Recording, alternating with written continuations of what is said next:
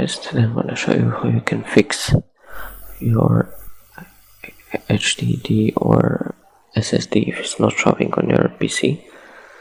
So if you go here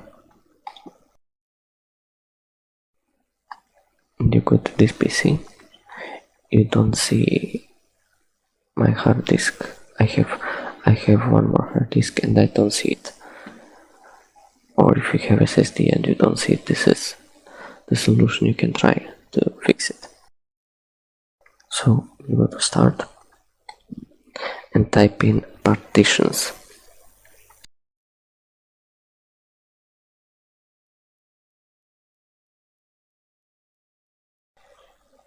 And click on this one, on the first one, create and format hard disk partitions.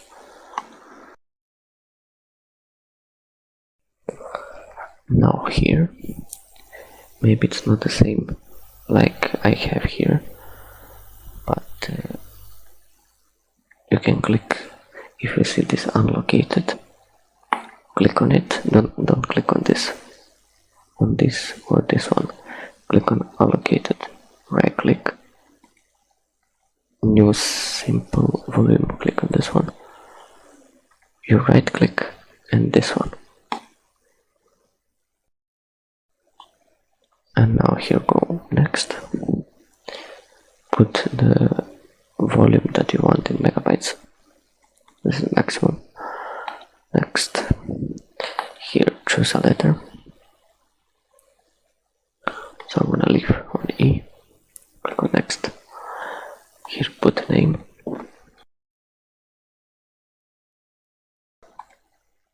make sure this is checked, this one, perform a quick format.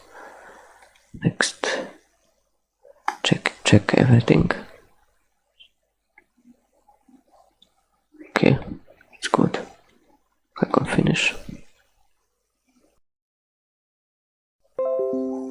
And now, as you can see, you have a new removable drive.